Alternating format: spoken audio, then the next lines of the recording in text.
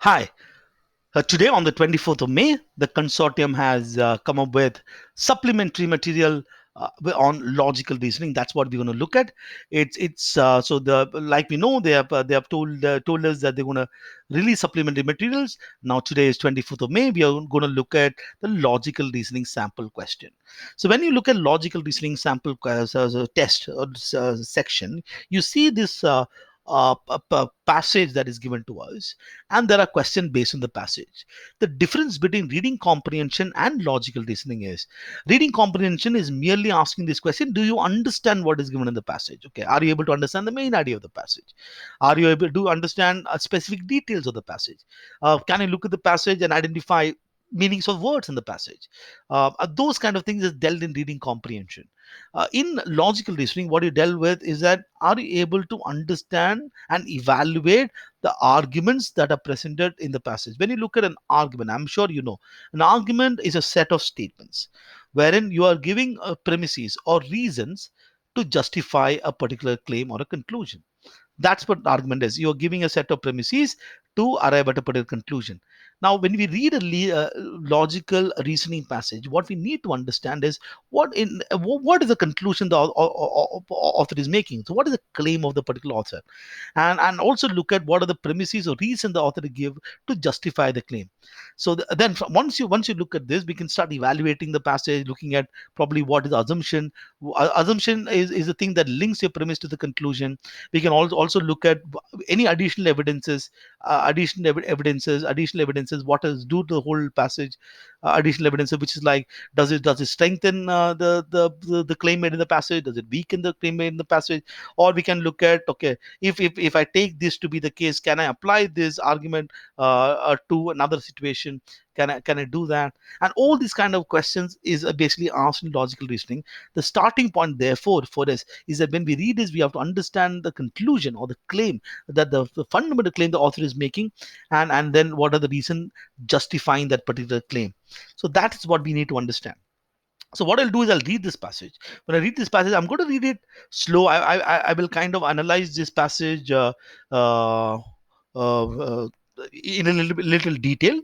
In reality, in the exam point of view, when I read this, all this process happens naturally in my head, right? So that's what should happen in your case as well. But I'm going to break down the whole story. So of these four, we are looking at about a four paragraph, and this can be read in about 2.5 3 minutes. But what is important is that in the 2.5 3 minutes, how is your mind working to decipher the information that is given to you? Now, it is important, ladies and gentlemen, to understand from each of this paragraph what is the idea that is being presented here. What is the idea from paragraph number one? What is the main idea of paragraph number two? What is the main idea of paragraph number three? What is the main idea of paragraph number four? How are these ideas and arguments connected together? And from the overall sense of the passage, what I can understand is the main argument author is making. Is it in number one? Is it idea number two? Is it idea number three? Is it idea number two? What is the main argument, and what are the reasons the author gives to justify the argument? Right. Let's read. Let's now look at the first paragraph. It starts by saying people have always wanted answer to the big questions. Where did we come from? How did the universe begin? What is the meaning and design behind it all? So this particular part is talking about certain question that people have, and people wanted answer to all these kind of big questions. The big question: where did we come from? How did the universe begin? And okay, I should also pick this one as well. Is anyone out there? Okay, are there alien species that is there? We need answer to this question. Then on the say the creation accounts of the past now seems less relevant and credible. So now the creation account of the past is no longer relevant. So basically, people are saying that that's that's not relevant anymore. They have been replaced. So, what creation account has been replaced by a variety of what can only be called a superstition, ranging from science fiction book and futuristic television series. To answer to this question is now answer is largely by science fiction books and future television series, which the author claims to be superstitions. Okay. Now, author is already saying that this, in one sense, can only be called a superstition. Author is, in one sense, is kind of making a negative evaluation of that, saying that that is not actually good. That's the sense that I get. But use the word "but" here. That's a good pivot. These kind of words are important. And then you see the next sentence: real science can be far stranger than science fiction and much more satisfying. Now here what we see, the idea immediately, we see that to answer all the big questions, The answer to the big question, when you have all these big questions, answer the big question, author is making saying that real science, real science is actually much more satisfying in that sense. Real science is much more satisfying, and actually real science is actually stranger than science fiction. Science fiction, if real science gives you better this thing than science fiction. That's what our takeaway from paragraph number 1 is. Let's look at what is paragraph number 2 saying. I am a scientist. Now you have to wonder why author said that I am a scientist, basically making a case. I am a scientist, and a scientist with a deep fascination with physics, cosmology, the universe, and the future of humanity. I was brought up by my parents to have an unwavering curiosity, and like my father, to research and try to answer the many questions that science asks us. I have spent my life traveling across the universe inside my mind. Through theoretical physics, I have, so basically specifically about theoretical physics there, I have sought and to answer some of the great questions. Okay. So that's author is actually making a case that the author is the for this big question. So for the big question that is here, from what the author is trying to do is try and find out answers through theoretical physics, or let's say the theoretical physics, or let's say to science. Those big questions. I have sought to answer some of the great questions. At one point, I thought I would see the end of physics as we know it, but I think the wonder of discovery will continue long after I am gone. The wonder of discovery will continue long after I am gone. We are close to some of these answers, but we are not there yet. Author is saying that through science, the act of the big question, we are close. Uh, let's look at the science in one sense of close, but not there yet. I'm kind of saying the journey still continues, right? So already you can see the connection between paragraph number 1 and 2. Big question. People are now looking at things like science fictions and other stuff. But wait, the real science can actually be more satisfying. I have done it. I've spent my life on it. Yeah, so now I understand that discovery is going to continue after I die. It's still going to continue. We are not there yet. We still have to find answer to some of these questions. We are close, but not there yet. Okay, now the next paragraph author starts by talking about a problem. Okay, so what is the problem? Okay, what is the problem here? Why is author looking at this, and the people looking at something like science fiction and futuristic television series? Most people now author is now saying that there is a problem with most people believe. So there's an issue. Most people's belief. Okay, let's say it doesn't matter. Okay, most people believe. Let me put it that way. Most people believe. Okay, what is the belief? That real science is too difficult and complicated for them to understand. And then so most people believe is that a real science are difficult. Okay, and the author is pivoting and saying again the word I can say, but I don't think it's a case. Real science is actually not difficult. So to do research on fundamental laws that govern the universe would require a commitment of time that most people don't have. The world would soon grind to halt if you all try to do fundamental theoretical physics. Author is saying that if everybody try to do theoretical physics is a problem, and if you want to do theoretical physics like how I do, then you need a lot of time. But there's a key thing that you can see here as well. Most people can understand and appreciate the basic ideas if they are presented in a clear way without equations, which I believe is possible, and which is something I have enjoyed to do throughout my life. So author's solution to this problem. So the author is saying that there is this problem. And author solution to that problem, which is the main theme of that particular solution to the problem, is to kind of saying that don't have equations, make it very clear, kind of simplify the whole idea. That's what it is. So if you can simplify the whole idea, the issue that is given in first paragraph will not happen. That people are looking at science fiction books and future television, they'll come to science because science itself is very fascinating. Just that you have to give it in a simplified manner. And let's look at last paragraph. It has been a glorious time to be alive and doing research in theoretical physics. Our picture of the universe has changed a great deal in the last 15 years, and I'm happy to have made a contribution. So author is now uh, appreciating himself. Awesome.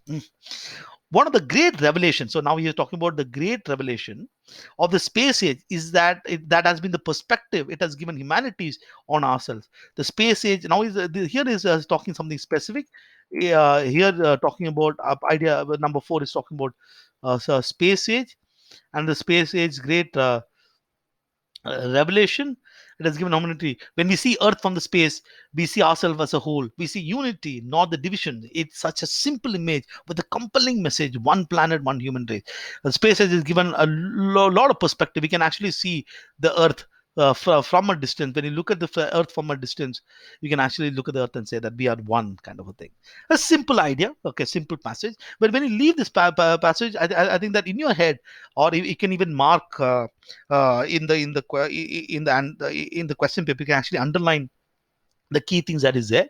So, but I think that that is what it is. I think the simple idea. First thing, there are big questions where people kind of replace the creation account with something that I would call superstition and science fiction books and stuff. But according to me, real science is actually more satisfying. I have done it. I know that the journey is going to continue, and we are not there yet.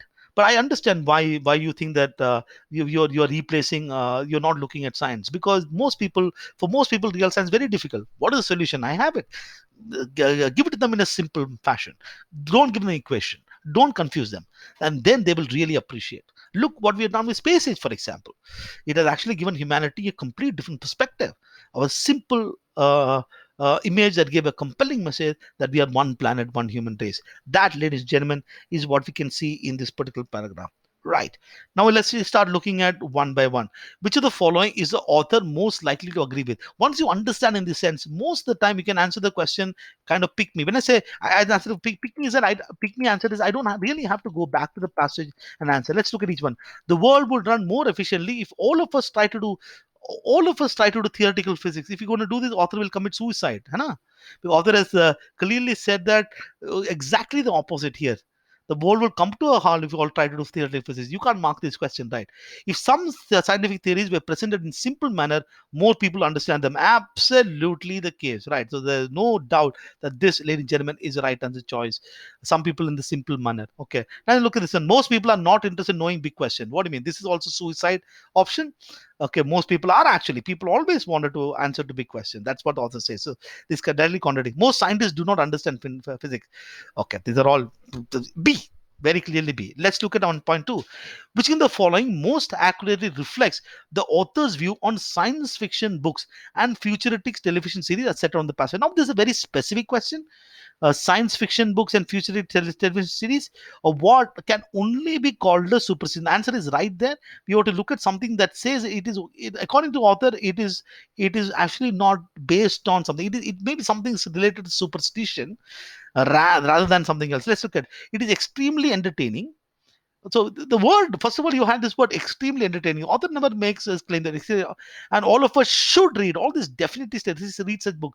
So nothing of this sort is mentioned. That there's a should read such book. Author is not mentioned. They are very educational. Where author is not mentioned, can act as a substitute. Again, suicide as an option, because author has said that so real science actually far more stranger and satisfying.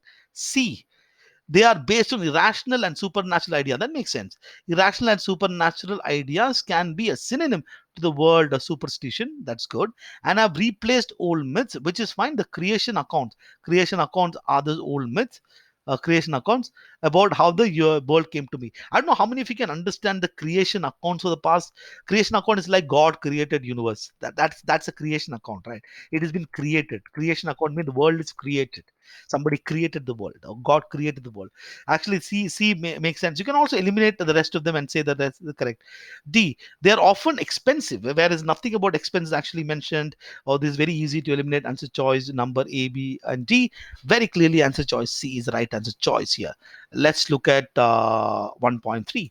A scientist has just made a breakthrough discovery in theoretical physics and thinks that everyone should know about it. So everyone should know about it. What get triggered? Obviously, this particular paragraph, that problem, author has given a solution. Most people can understand, appreciate the basic idea if they are presented it clear without an equation. That's what it is. She has prepared a technical essay which explains the theory using complicated mathematical equation. Oh, problem, and difficult scientific term. Which of the following would the author most likely suggest her? Simplify it. That's what.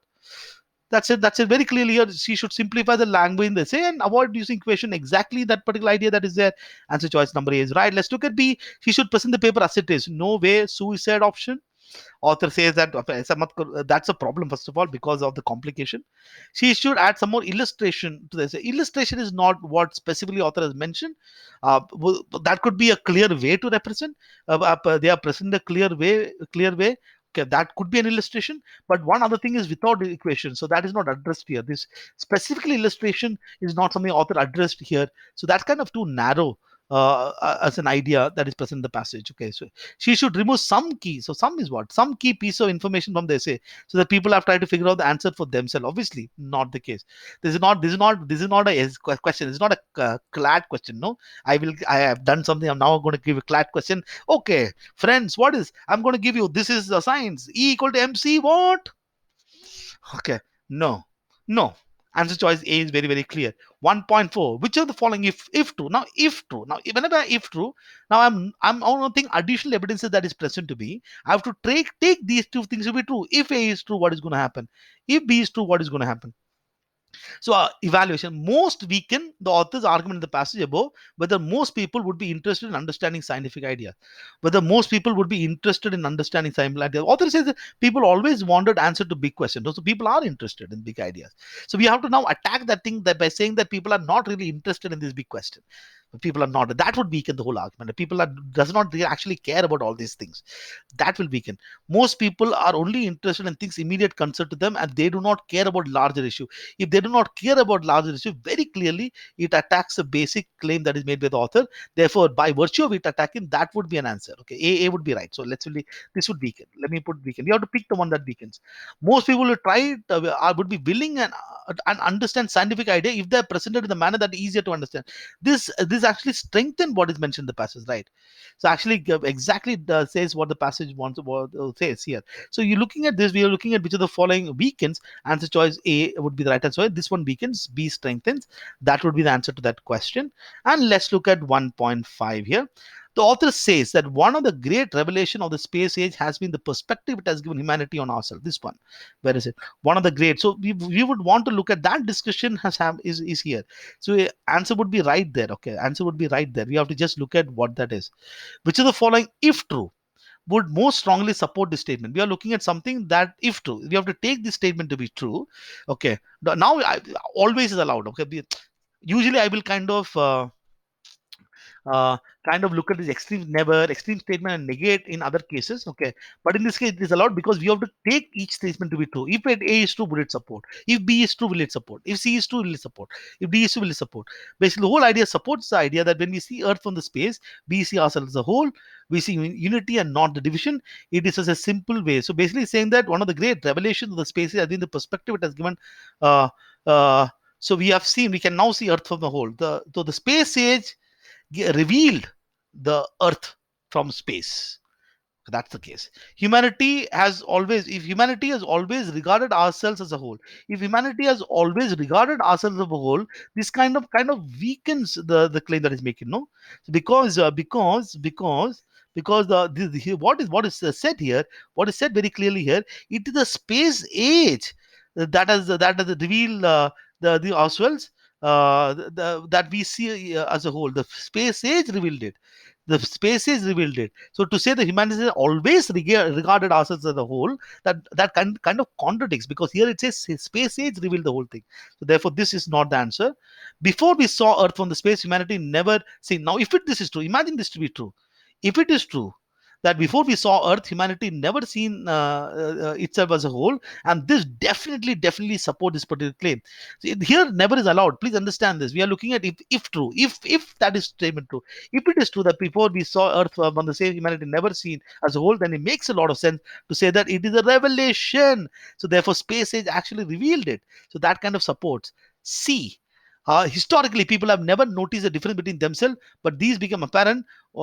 Never notice differences between themselves, and these became apparent. Differences became apparent. Actually, this one contradicts what is mentioned in the passage. This kind of contradicts, right, or weakens what is given. It doesn't support, right, because we see unity, not the divisions.